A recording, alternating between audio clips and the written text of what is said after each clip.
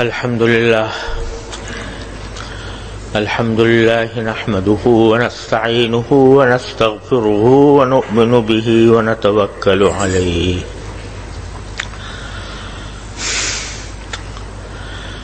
ونعوذ بالله من شرور أنفسنا ومن سيئات أعمالنا من يهده الله فلا مضل له ومن يضلله فلا هادي له وأشهد أن لا إله إلا الله وحده لا شريك له وأشهد أن سيدنا وسندنا ونبينا ومولانا محمدا عبده ورسوله صلى الله تعالى عليه وعلى آله وأصحابه وبارك وسلم تسليما كثيرا. أما بعد فأعوذ بالله من الشيطان الرجيم. بسم الله الرحمن الرحيم. يا أيها الذين آمنوا اتقوا الله وابتغوا إليه الوسيلة وجاهدوا في سبيله لعلكم تفلحون.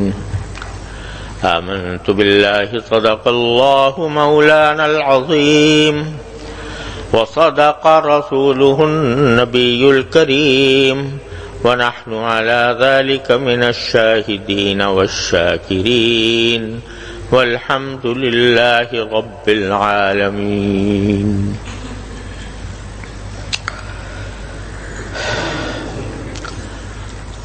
مجھے عین وقت پر ایک ضروری ٹیلی فون آ گیا جس کی وجہ سے ان سے بات کرنے میں کچھ دیر لگ گئی. آپ حضرات کو انتظار کرنا پڑا، معذرت خواہ ہوں. لیکن آپ حضرات کے آنے کا مقصود در حقیقت اللہ تبارک و تعالی کی رضا کا حصول ہے، اور شریعت کا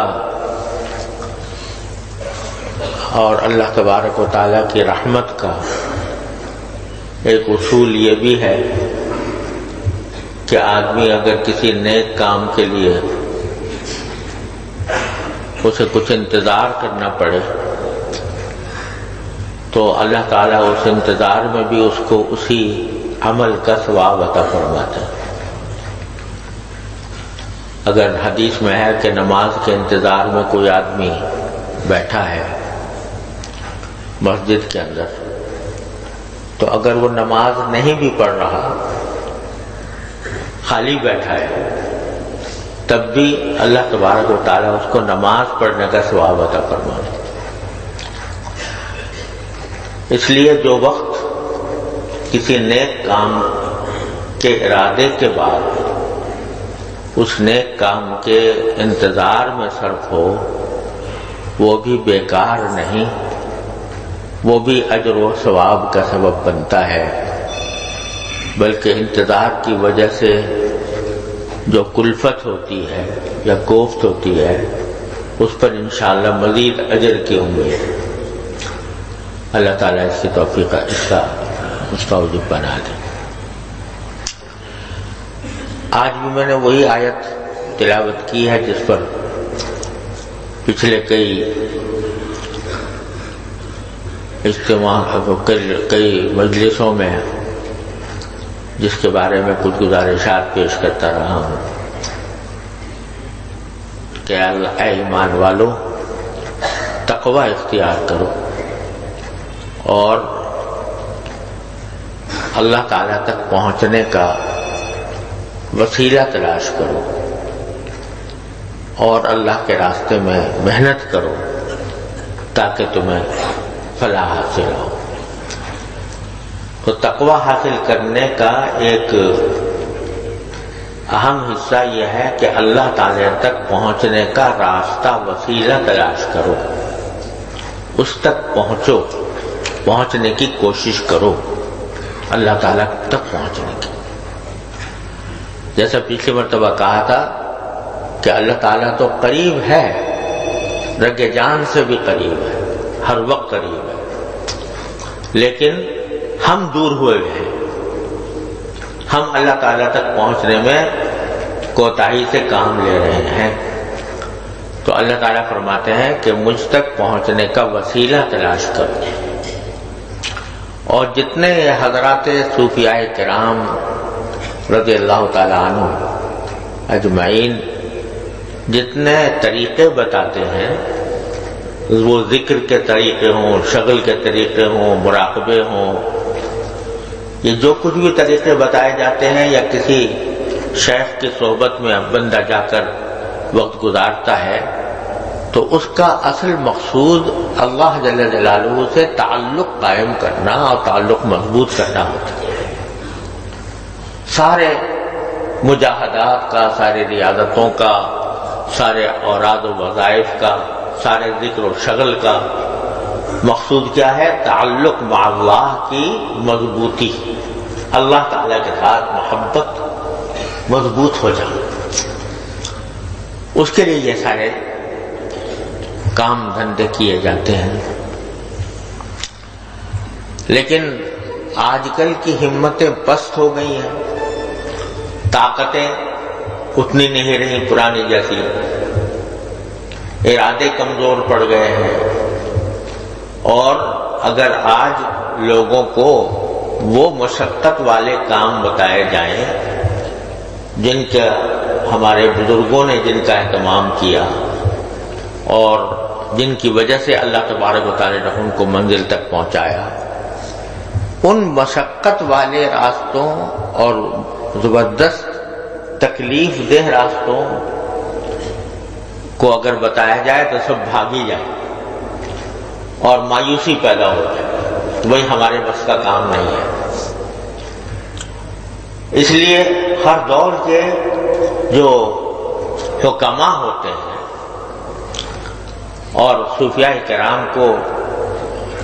کرام بھی حکماء ہیں، تو ہر دور کے جو حکماء ہوتے ہیں وہ اپنے زمانے کے حالات کو مد نظر رکھ کر، اپنے زمانے کے لوگوں کو مد نظر رکھ کر، ان کی حالات کو مد نظر رکھ کر، ان کی ہمتوں کو، ان کی طاقتوں کو، ان کی سوچ کو، ان کی قوتوں کو مد نظر رکھ کر ان کے لیے نسخے تجویز کیے جاتے ہیں۔ ہر آدمی کا مزاج الگ ہوتا ہے، اس کی صلاحیتیں الگ ہوتی ہیں، اس کے طریقہ کار زندگی کے مختلف ہوتے ہیں، حالات مختلف ہوتے ہیں، اس لیے ہر ایک کو ایک نسخہ نہیں پلایا جاتا۔ مقصود تو ہے شریعت پر عمل کرنا، ظاہر میں بھی اور باطن میں بھی، اصل مقصود تو وہ ہے، اور شریعت پر عمل کر کے اللہ تبارک و تعالیٰ تک پہنچنا، اس کا قرب حاصل کرنا۔ لیکن شریعت پر عمل کرنے کے لیے کیا چیز انسان کے دل میں پیدا کی جائے، اور کیا چیز اللہ تو ایسی اس کے دل میں، اس کے عمل میں ایسی چیز لائی جائے کہ جو اس کو جلدی سے اللہ تعالیٰ تک پہنچا دے، اللہ تعالیٰ کا قرب عطا فرما دے، اور اس کو شریعت پر عمل کرنا ظاہر و باطن میں رفتہ رفتہ کر کے آسان ہو جائے اور وہ منزل تک پہنچ جائے۔ تو اس کے لیے ہر آدمی کے اپنے حالات اور نفسیات کے مطابق نسخے مختلف ہوتے ہیں۔ اسی لیے کہا گیا ہے کہ طرق الوصول الی اللہ تعالی بعدد انفاس الخلائق، اللہ تعالی تک پہنچنے کے راستے اتنے مختلف ہیں، اتنے زیادہ ہیں جیسے کہ مخلوقوں کے سانس۔ ہر آدمی الگ طریقے سے سانس لیتا ہے، سانس سب لے رہے ہیں، لیکن کسی کا کچھ اور طریقہ، کسی کا اور طریقہ، اور اس طریقے کے اندر بھی اس کی جو گنتی ہے، اگر گننا چاہو سانس کی، میں کتنے سانس لیے میرے زندگی میں، اس یا صبح سے شام تک گن نہیں سکتے۔ اسی طرح اللہ تعالیٰ تبارک و تعالیٰ تک پہنچنے کے طریقے بھی انفاس خلائق کی طرح بہت زیادہ ہے۔ تو ہر دور کے مصلحین اور ہر دور کے مجددین اور ہر دور کے اولیاء کرام اور مشائخ، وہ اپنے زمانے کے لوگوں کی قوتیں ہمتیں دیکھ کر باتیں تجویز کرتے ہیں۔ تو ہمارے دور کے جو ہمارے مشائخ ہیں، اللہ تعالیٰ ان کو بہترین جزا دنیا و آخرت میں عطا فرمائے۔ حضرت ہمارا جو سلسلہ ہے اصلاح کا، وہ اس کے جو مرکز ہے وہ حضرت حاجی امداد اللہ صاحب مہاجر مکی رحمۃ اللہ علیہ، اور پھر ان کے بہت سے خلفاء ہوئے ہیں جنہوں نے انہی کے طریقے کو آگے چڑھایا۔ ان میں حضرت حکیم الامت مولانا اشرف علی صاحب تھانوی قدس اللہ تعالیٰ سرہ، اللہ تعالیٰ ان کے درجات بلند فرمائے۔ ان کو اللہ تعالیٰ نے خصوصی توفیق دی تھی اپنے شیخ حضرت حاجی امداد اللہ صاحب کے طریق کو واضح کرنے۔ حضرت حاجی صاحب رحمۃ اللہ علیہ کی کوئی خاص تصانیف نہیں ہے۔ حضرت حاجی صاحب رحمۃ اللہ علیہ کے کوئی عمومی مواعظ نہیں ہوا کرتے تھے کہ جیسے کہیں جا رہے ہیں تو 500,000 آدمیوں کے مجمع سے خطاب کریں، ایسا نہیں ہوتا تھا۔ ان کی مجلسیں ہوتی تھیں اور ان مجلسوں کے اندر مخصوص حضرات شریک ہوتے تھے اور وہ تعلیم و تلقین فرمایا کرتے تھے، لیکن اس طرح کے بعض عمومی قسم کے بعد وہ حضرت حاجی صاحب رحمۃ اللہ علیہ کے یہاں نہیں ہوتے تھے۔ تو اس کو چونکہ نہیں ہوتے تھے تو اس وجہ سے اللہ تبارک و تعالی ہر مصلح اور ہر داعی حق اس کی بات کو دوسروں تک پہنچانے کے لیے اللہ تعالیٰ کسی کو منتخب فرما لیتے، اس کے علوم کو آسان کر کے لوگوں تک پہنچانے کے لیے اللہ تعالیٰ اپنے کسی بندے کو منتخب فرما لیتے ہیں۔ جیسے مولانا رومی رحمۃ اللہ علیہ حضرت شمس تبریزی رحمۃ اللہ علیہ کے خلیفہ تھے۔ یہ مثنوی والے جو ہیں، مثنوی مولانا روم جن کی ہے، وہ حضرت خواجہ شمس تبریز رحمۃ اللہ علیہ کے خلیفہ تھے۔ اب خواجہ شمس تبریز رحمۃ اللہ علیہ وہ اسی قسم کے بزرگ تھے، جیسے میں نے حضرت حاجی صاحب کا ذکر کیا کہ وہ کبھی عام خطاب یا کوئی تالیف و تصنیف وغیرہ یہ کچھ نہیں کرتے تھے، بس وہ آدمیوں کو تیار کرتے تھے، ان کے جو مریدین ہیں وہ ان کے علوم کو ان کے سامنے بیان فرمایا کرتے تھے۔ تو اللہ تبارک و تعالیٰ نے ان کے علوم کو دنیا تک پہنچانے کے لیے حضرت مولانا رومی رحمۃ اللہ علیہ کا انتخاب کر لیا کہ یہ پہنچائیں گے ان کے علوم دنیا تک۔ تو ان کو زبان بنا دیا خواجہ شمس تبریز کو۔ اب وہ خود کہتے ہیں مولانا رومی کہ مولوی ہرگز نہ شد مولائے روم تا غلام شمس تبریزی نہ شد، کہ یہ روم کا مولوی اپنا ذکر کر رہے ہیں، اس وقت تک نہیں ہوا مولوی جب تک کہ یہ خواجہ شمس تبریز کا غلام نہیں بنا، ان کی غلامی جب تک اختیار نہیں کی اس وقت تک یہ روم کا مولا نہیں بنا۔ مولوی ہرگز نہ شد مولائے روم تا غلام شمس تبریزی نہ شد، لیکن اس طرح بنایا کہ ساری زندگی مولانا رومی شعر نکالتا۔ کبھی ایک تو آدمی شاعر ہوتا ہے نا، شروع سے اس کی مناسبت ہوتی ہے، وہ شعر کہتا رہتا ہے، کہتے کہتے وہ شعر کا عادی بن جاتا ہے شعر کہنے کا۔ پھر کوئی اگر شعر کی تصنیف کر دے تو وہ اس سے کچھ بعید نہیں ہوتی، لیکن مولانا رومی بچپن سے کوئی شاعر نہیں تھے، شاعر مزاج نہیں تھے، نہ کبھی کوئی پہلے شعر کہا تھا۔ جب اللہ تبارک و تعالیٰ نے حضرت خواجہ شمس تبریز رحمۃ اللہ علیہ کے علوم کو ان کے ذریعے دنیا تک پہنچانے کا ارادہ فرمایا، اللہ تعالیٰ کی مشیت اس کی داعی ہوئی، تو اچانک ان کے قلب پر شعر وارد ہونے شروع ہو گئے۔ جو آدمی کبھی شعر نہ اس نے کہا، نہ کبھی شاعر تھا، نہ کچھ تھا، اچانک دل و دماغ کے اوپر شعر وارد ہونے شروع ہو گئے۔ بشن و عزم کیوں حکایت میں کنت، بس جدائی ہا شکایت میں کنت، یہاں سے بس شعر مثنوی شروع ہو گئی۔ اب وہ جتنے علوم تھے حضرت خواجہ شمس تبریز رحمۃ اللہ علیہ کے، اللہ تبارک و تعالیٰ نے ان کے دل و دماغ پر مثنوی کی صورت میں جاری کر دی۔ تو وہ مثنوی اب کیا بن گئی؟ مثنوی اللہ اکبر۔ اب تو مشکل یہ آ گئی کہ فارسی پڑھتے ہی نا لوگ، تو اس واسطے ان کو پتہ ہی نہیں کہ کیا کیا علوم ہیں اس میں۔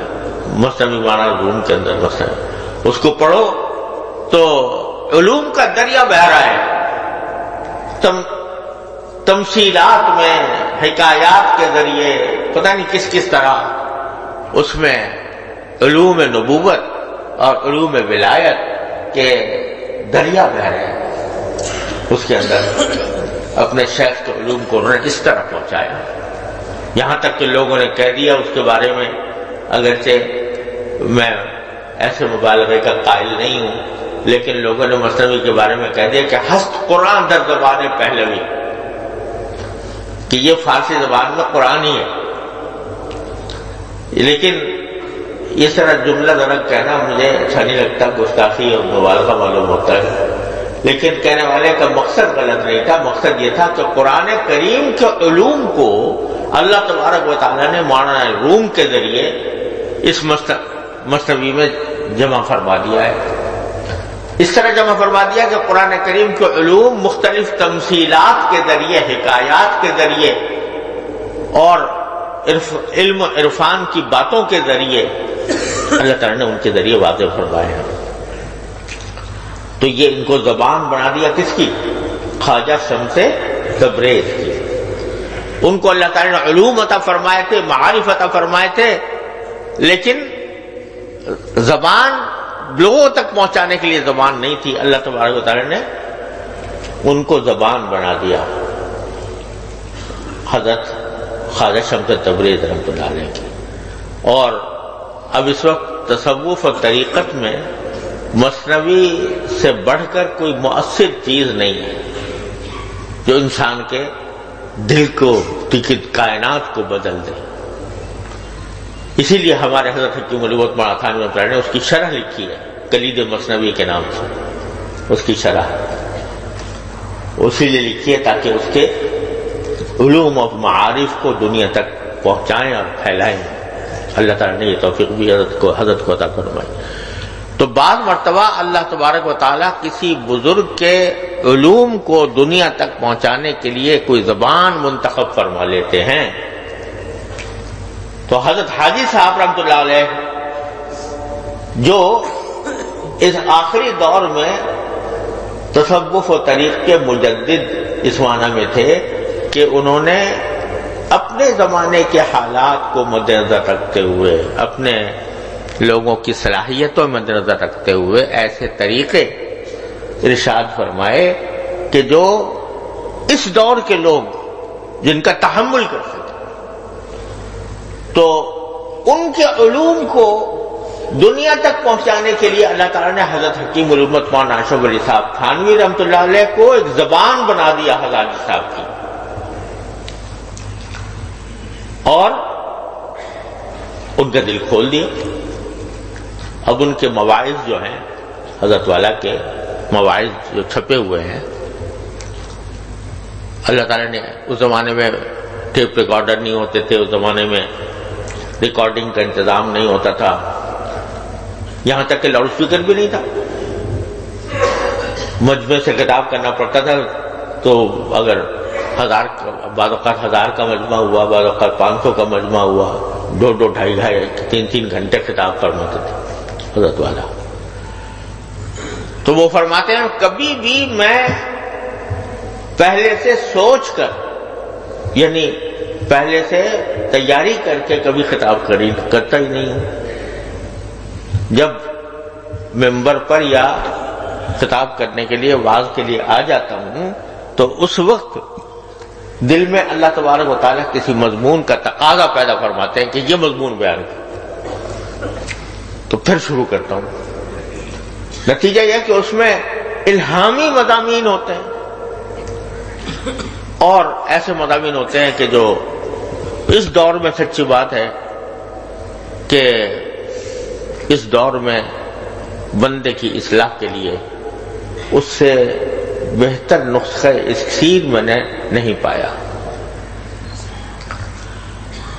پہلے حضرت والا کے مواعظ جو تھے وہ پڑھنے کا عقلاً تو اچھا سمجھتا تھا، لیکن شروع میں دل نہیں لگتا تھا پڑھنے میں. حضرت والا کی زبان بڑی بعض اوقات دقیق ہوتی ہے، اور ساتھ ساتھ یہ کہ حضرت والا ایک بات سے دوسری سے تیسری سے چوتھی اس طرح واز میں نکلتا چلا جاتا ہے، اگرچہ آخر میں جا کر پھر وہیں لوٹاتے ہیں جہاں سے شروع کیا تھا اور پھر اس کو بات کو مکمل فرماتے ہیں. تو شروع میں طبیعت نہیں لگتی تھی، لیکن میرے شیخ حضرت عارفی قدس اللہ تعالیٰ سرہ نے مجھ سے فرمایا کہ تم کم از کم اس کی پابندی کر لو کہ ایک صفحہ پڑھ لیا کرو روز، بس. مجھ سے یہ فرمایا. وہ جانتے تھے کہ کم ہمت آدمی ہے تو یہ اس کو اگر لمبا چوڑا نسخہ بتایا تو یہ بھاگ جائے گا، اس لیے انہوں نے کہا ایک صفحہ پڑھ لیا کرو روزانہ.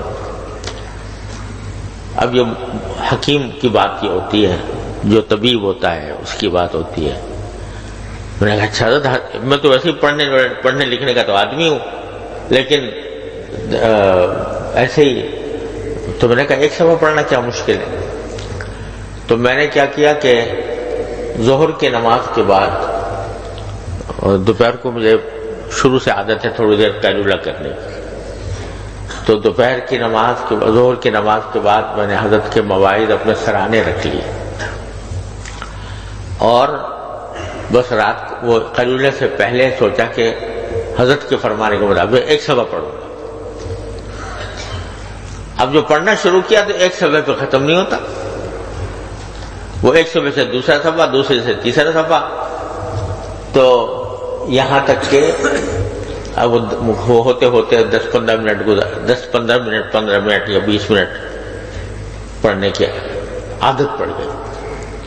اب دوپہر کو جب تک کہ حضرت والا کے مواعظ یا ملفوظات، پہلے میں نے مواعظ کا مطالعہ کیا. لوگ عام طور سے پہلے ملفوظات پڑھتے ہیں پھر مواعظ کی طرف جاتے ہیں.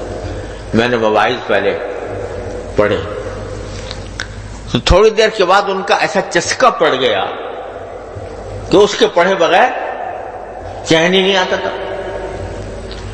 اور میں وہ بس روزانہ کا معمول قضا نہیں ہوتا تھا، سفر میں حضر میں کہیں بھی وہ مواعظ الحمدللہ پڑھنے کی توفیق ہوئی. یہاں تک کہ ایک کے بعد دوسری جلد، ایک جلد، دوسری جلد، تیسری جلد ہوتے ہوتے الحمدللہ شاید میں کہوں تو غلط نہیں ہوگا کہ جتنی جلدیں چھپی ہوئی ہیں 10 جلدیں، ہر جلد میں 10 واعظ ہیں شاید، یہ سے زیادہ جلدیں ہیں. الحمدللہ سب نظر سے گزر گئیں، سب پڑھ لی. اور پھر اس کا ایسا چسکا پڑا کیونکہ جو علوم وہاں نظر آئے کہیں اور ملے ہی نہیں. جو ہم جیسے کم ہمتوں کے لیے جو راہ ہدایت نظر آئی وہ اور کہیں نہیں ملتی تھی. لوگ کہیں اس کو کہ بھئی یہ تعصب کی وجہ سے اپنا شیخ المشائخ ہونے کی وجہ سے یہ باتیں کر رہا ہے، لیکن حقیقت یہ ہے کہ دین کی صحیح سمجھ اور شریعت کی اور طریقت کی حدود اور ان کے درمیان امتزاج، ایک طرف قرآن و سنت اور ایک طرف شریعت و طریقت و تصوف، جس کو لوگوں نے گڈمڈ کر رکھا تھا، اس کو ایسا صاف کیا کہ ہر چیز دودھ کا دودھ اور پانی کا پانی ہو گیا۔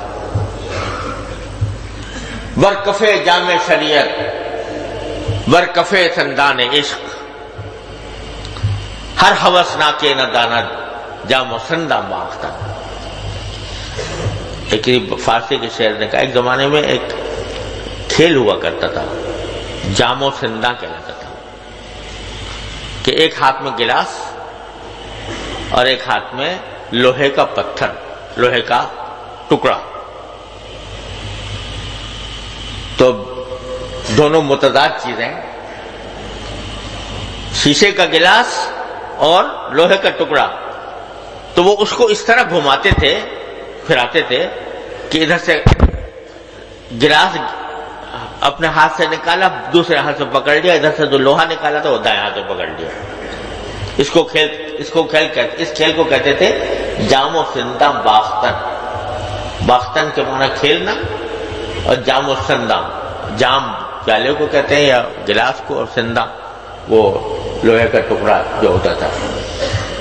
تو وہ ایک کمال تھا کہ اس کو ادھر سے نکالا، بائیں ہاتھ سے پکڑ لیا، بائیں ہاتھ والے کو نکالا، وہ دائیں ہاتھ میں پکڑ لیا۔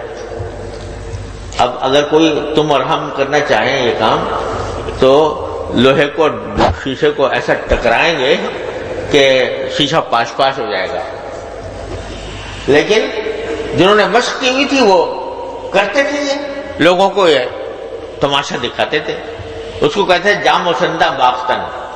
باختن کے معنی کھیلنا اور جام و سندہ یہ۔ تو شاعر یہ کہتا ہے کہ در کفے جام شریعت، در کفے زندان عشق، ایک طرف گلاس ہے شریعت کا، شریعت کے گلاس، شریعت کا گلاس نازک ہوتا ہے نا، ذرا ادھر ادھر ہو جائے تو ٹوٹ جائے، تو ایک طرف شریعت کا گلاس اور ایک طرف عشق کا سندان، یعنی عشق تصوف اور عشق کا سندان۔ تو ایک ہاتھ میں شریعت اور ایک ہاتھ میں طریقت، ایک طرف جام اور ایک طرف سندان۔ ہر ہوسناک نہ دانت جام و سندہ باختن، ہر ہوسناک یہ کام نہیں کر سکتا کہ جام و سندہ کا کھیل کھیلے، لیکن جس کو اللہ تعالیٰ توفیق عطا فرماتے ہیں تو وہ جو جام و سندہ کا یہ کھیل کھیلتا ہے اس طرح کہ ایک ہاتھ میں شریعت ہے، ایک ہاتھ میں طریقت ہے، اور دونوں آپس میں ٹکراتے نہیں، کسی جگہ میں بھی ٹکراتے نہیں۔ تو ہمارے حضرت والا حکیم الامت صلی اللہ تعالیٰ سرہ کے مواعظ میں یہ چیز ہے کہ ایک طرف شریعت کا پورا تحفظ، ایک ذرہ شریعت سے ادھر ادھر نہیں، اور دوسری طرف تصوف و طریق کے نکات، اس کے اسرار، اس کے رموز، اور پھر دونوں کے درمیان تطبیق۔ آج تک کسی نے یہ کام نہیں کیا ہوگا سوائے حضرت والا کے کہ تصوف کے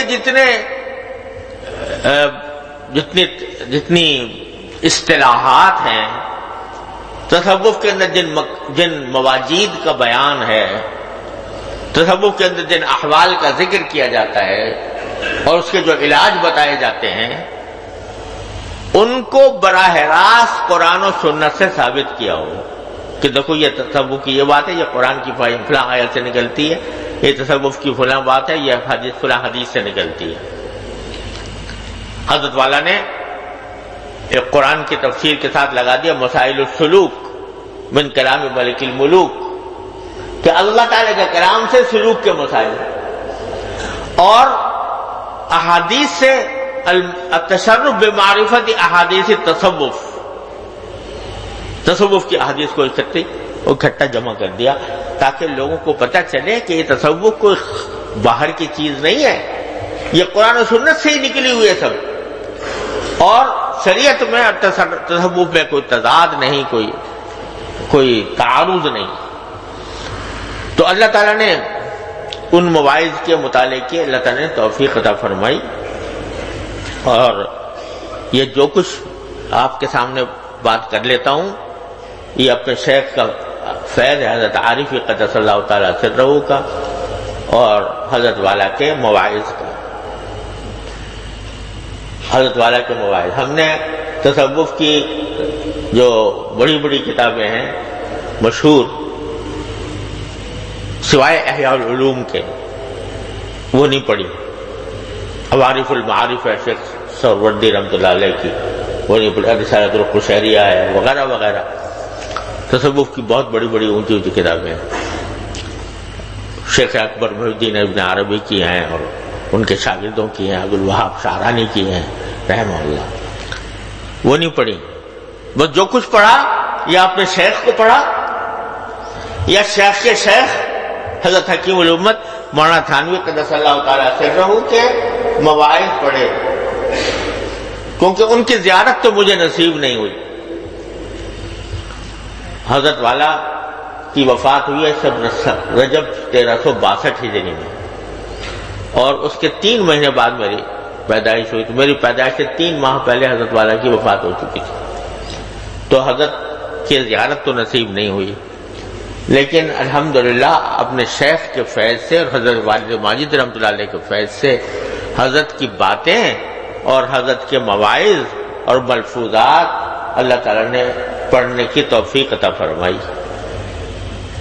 اور شاید حافظہ تو میرا رخصت ہو گیا ہے، لیکن شاید کوئی حضرت کا بعض جو چھپے ہوئے ہیں وہ چھوٹا نہیں جو پڑھا نہ ہو.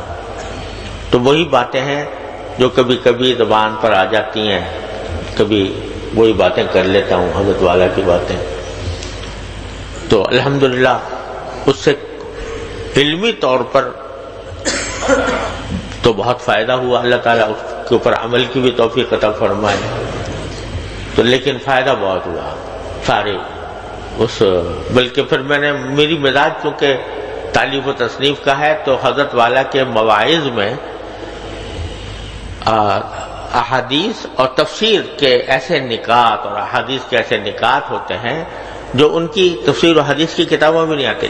ایسا لگتا ہے کہ عین وعظ کے وقت میں اللہ تعالیٰ نے ان کے دل میں ایک القاء فرمایا کسی خاص تفسیر کے نقطے کا یا کسی حدیث کی تشریح کا، وہ بیان فرماتے ہیں. تو میں نے ایسے تفسیرات کو بھی الگ جمع کر لیا تھا اور احادیث کو بھی کیا تھا. اب کچھ نامکمل رہ گیا تھا تو میرے ساتھی ہیں مولوی احسان اللہ تعالیٰ ان کو جزائے خیر عطا فرمائے، انہوں نے اس کی تکمیل کی، تخریج کی. تو انشاءاللہ وہ بھی شائع ہو جائے گا. تفاسیر کا طرف سے شائع ہو گیا. خیر بات میں کہنا چاہ رہا تھا کہ اللہ تعالیٰ نے حضرت حکیم الامت مولانا تھانوی قدس اللہ تعالیٰ سرہ کو حضرت حاجی صاحب رحمۃ اللہ علیہ کی زبان بنایا، ان کے معارف و اسرار کو ہم تک منتقل فرمایا. اور انہوں نے کیا کام کیا کہ انہوں نے تصوف کے طریق کو ہم جیسے کمزوروں کے لیے آسان بنا دی. آسان بنا دی کہ چلو تم کمزور ہو، تمہیں لقمہ بنا کے تمہارے منہ میں ڈال دیتے ہیں، اس طرح کر کے. تو وہ جو لمبے چوڑے مجاہدات کرائے جاتے تھے، بڑی لمبی چوڑی ریاضتیں کی جاتی تھیں، ان کے سب کا مقصد کیا تھا؟ اللہ تعالیٰ کے ساتھ تعلق پیدا کرنا اور مضبوط کرنا، تعلق مضبوط کرنا. تو میں وہ ان میں سے چند باتوں کا ذکر کر رہا تھا جو آسان راستے بتائے. اس کا ایک حصہ تھا جو میں نے عرض کیا تھا پچھلے جمعہ میں پچھلے اتوار کو غالباً عرض کیا تھا کہ اللہ تبارک و تعالی سے دعا کرنے کی کثرت. یہی بات کہی تھی نا پچھلے کہ اللہ تبارک و تعالی سے دعا مانگا کرو، دعا مانگو نہیں، مانگتے رہو. مانگا کرو اور مانگتے رہو. کیا مانا؟ کہ ہر وقت تمہارا دل یا تمہاری زبان اللہ تبارک و تعالیٰ سے کچھ نہ کچھ مانگ رہی ہو. یا اللہ مجھے یہ دے دے، یا اللہ مجھے یہ دے دے، اللہ مجھے یہ دے دے. اللہ تبارک و تعالیٰ قرآن کریم میں کیسے پیار سے فرماتے ہیں. کیا فرماتے ہیں؟ اذا سألک عبادی انی فانی قریب. اگر بندے میرے بارے میں تم سے پوچھیں تو کہہ دینا کہ میں بہت قریب ہوں. فانی قریب اجیب دعوت الداعی اذا دعان. میں پکارنے والے کی پکار سنتا ہوں جب وہ مجھے پکارتا ہے. سنتا ہی نہیں ہوں، اس کو قبول کرتا ہوں. اور کیا فرمایا کہ ادعونی استجب لکم. ارے مجھے بلایا کرو، مجھے پکارا کرو، مجھ سے مانگا کرو. استجب لکم، میں تمہاری دعا کو قبول کروں گا. ادعونی استجب لکم، دعا کو قبول کروں گا. مجھے پکارا کرو، مجھے مانگا کرو، مجھ سے مانگا کرو. اور کیا فرمایا؟ ادعوا ربکم تضرعا وخفیہ. اپنے پروردگار کو عاجزی سے اور آہستہ آہستہ چپ کے مانگا کرو. یہ کیا فرما دیا؟ چپ کے خفیہ، کہ اس طرح مانگو کہ دوسرے کو پتہ بھی نہ چلے کہ تم مجھ سے مانگ رہے ہو. تو اللہ تبارک و تعالی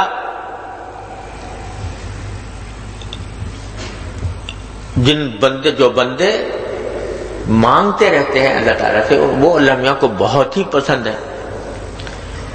ان الذین یدعون ربہم بالغداۃ والعشی یریدون وجہہ. وہ جو پکارتے ہیں اللہ تبارک و تعالیٰ کو، صبح و شام پکارتے رہتے ہیں. اور پکارنے سے کیا مقصد ہوتا ہے؟ اس کی رضامندی، اس کی خوشنودی. یبتغون وجہہ. تو کیا معلوم ہوا کہ میرا پروردگار، میرا مالک، وہ یہ چاہتا ہے کہ میرا بندہ مجھ سے مانگے، مانگتا ہی رہے، منگتا بن جائے. اللہ تبارک و تعالیٰ کے آگے بس ہاتھ پھیلائے رکھے. ہاتھ پھیلائے، چاہے ہاتھ باقی پھیلا کر، اور چاہے چلتے پھرتے، چاہے دل سے کچھ نہ کچھ مانگتا رہے مجھ سے میرا پروردگار. اور یہ بھی کہا کہ میں تمہاری دعائیں قبول کروں گا. اب اتفاق سے وقت کم رہ گیا، لیکن بات یہ ہے کہ یہ پتہ نہیں کتنی مرتبہ ہم جیسے ناشناس لوگوں کے دل میں یہ خیال آتا ہے کہ اللہ میاں تو کہہ رہے ہیں کہ مجھے پکارو، مجھ سے مانگو، میں تمہاری دعا قبول کروں گا. اور ہم دیکھتے ہیں کہ پتہ نہیں کتنی مانگ رہے ہیں بہت دیر سے. فلاں چیز مانگی، بہت دیر سے مانگ رہے ہیں، پوری نہیں ہو رہی. فلاں چیز مانگی، وہ پوری نہیں ہوئی. تو یہ دماغ میں بعض اوقات ہم جیسے کمزوروں کے دل میں یہ خیال پیدا ہو جاتا ہے. مجھے تو یوں لگتا ہے، بہت سے جوابات اس کے دیے جاتے ہیں، لیکن مجھے تو یوں لگتا ہے کہ در حقیقت ہمارا پروردگار اللہ تبارک و تعالیٰ ان کے ساتھ مضبوط تعلق عطا فرمائے. وہ جو کہہ رہے ہیں کہ مجھے پکارا کرو، مجھے مانگا کرو، مجھ سے مانگا کرو، یہ تو دعا ایک بہانہ ہے اللہ تبارک و تعالیٰ کا بندے کو اپنے قریب لانے کے لیے. ایک بہانہ ہے، ورنہ وہ تو علیم بذات الصدور ہے. اس کو تو ہماری خواہشات کا پتہ ہے کہ نہیں؟ جو دل میں ہمارے خواہش پیدا ہو رہی ہے وہ اس کو پتہ ہے. پھر اس خواہشات کو وہ بھی یہ بھی جانتا ہے کہ کون سی خواہش اس کے حق میں فائدہ مند ہے، کون سی خواہش مضر ہے. تو وہ جو خواہش فائدہ مند ہوتی ہے اس کو خود بخود پورا کرتا ہے میرا مالک. دعا مانگو یا نہ مانگو. یہ جو ہمیں اللہ نے زبان دی ہم نے مانگی تھی, آنکھ دی مانگا تھا, یا کان دیے سننے کے لیے وہ اللہ میاں سے مانگے تھے کہ اللہ مجھے کان دے دینا. یہ سارا نظام ہضم جو پیٹ کے اندر چل رہا ہے یہ اللہ تعالیٰ سے مانگا تھا کہ اللہ کھانا ہضم کرنے کے لیے مجھے معدہ دینا, اور معدے کے بعد جگر میں خون وہ جگر دینا, اور جگر سے خون بنانا, اور اس طرح دل کو دھڑکانا ہم نے مانگا تھا. وہ خود ہماری خواہشات اور ضروریات سے باخبر ہو کر اس نے اپنے فضل و کرم سے سب کچھ عطا فرما دیا ہمارے مانگے بغیر. ما نبود متقاضا ما نبود, گفتہ او گفتہ مامی شنود, رحمت او گفتہ مامی رحمت او نا گفتہ می شنود. ہم نے تو کہا بھی نہیں تھا, نہ ہم نے کہا تھا, نہ ہم نے کوئی تقاضا کیا تھا کہ ہمیں ایسی آنکھ دیجیے گا, ایسے کان دیجیے گا, ایسی زبان دیجیے گا. لیکن انہوں نے ہمارے انکہی باتیں بھی سن لی, یعنی جو ہماری ضروریات تھی, ہماری خواہشات تھی, پوری کر دی اپنے فضل و کرم سے. اور اب بھی جو ضروریات پیدا ہوتی ہیں ہمارے دل میں تو بعد میں پیدا ہوتی ہے, اللہ تعالیٰ پہلے جانتا ہے کہ اس کی فلاں چیز ضرورت ہے اور فلاں چیز اس کی خواہش ہے. یہ بھی جانتا ہے کہ کون سی خواہش پورے ہونے کے لائق ہے, کون سی خواہش پورے ہونے کے لائق نہیں ہے, کون سی خواہش جلدی پوری ہونی چاہیے, کون سی خواہش دیر میں پوری ہونی چاہیے, وہ سب کچھ جانتا ہے. اگر بندہ نہ مانگے تب بھی وہ پورا کرے گا, وہ تو پروردگار ہے, وہ رب العالمین ہے, رحمت مجسم ہے, تو وہ تو خود بھی پورا کرے گا. پھر بھی بندے سے کہتا ہے تو مانگ مجھ سے, بندے سے کہتا ہے کہ تو مجھ سے مانگ. یہ کیوں؟ تاکہ بندے کا تعلق مجھ سے مضبوط ہو جائے, بندے کا تعلق مجھ سے مضبوط ہو, بندہ میری طرف متوجہ ہو, اور جس طرح میں اس کے قریب ہوں بندہ بھی میرے قریب آئے. اور قریب دعا کرنے کے ذریعے جتنا دعا کرے گا اتنا میرے قریب آئے گا. اس لیے تاکید کی گئی ہے دعا کی, ادعونی استجب لکم. اب ایک قبولیت یہ ہے کہ جو ہی تم نے دعا کی, ایک کی ہو یا دو کی ہو, دعا کرتے ہی تمہارے نامہ اعمال میں ایک اجر لکھا گیا, ایک ثواب لکھا گیا. چاہے تم نے اپنی دنیاوی غرض کے لیے مانگا ہو, یا اللہ مجھے کھانا دے دے, یا اللہ مجھے رزق دے دے, یا اللہ مجھے روزگار دے دے, یا اللہ مجھے شفا دے دے, تو یہ مانگا اپنے لیے, اپنی ذاتی ضرورت کے لیے, لیکن اس کو اللہ تعالیٰ نے عبادت لکھ لیا, ثواب اس پر مرتب فرما دیا.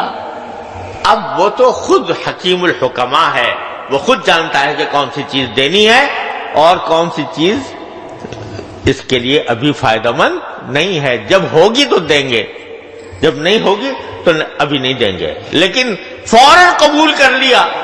قبول کرنے کے کیا معنی, اس کو ثواب بنا دیا. لہذا کثرت سے دعا کرنا.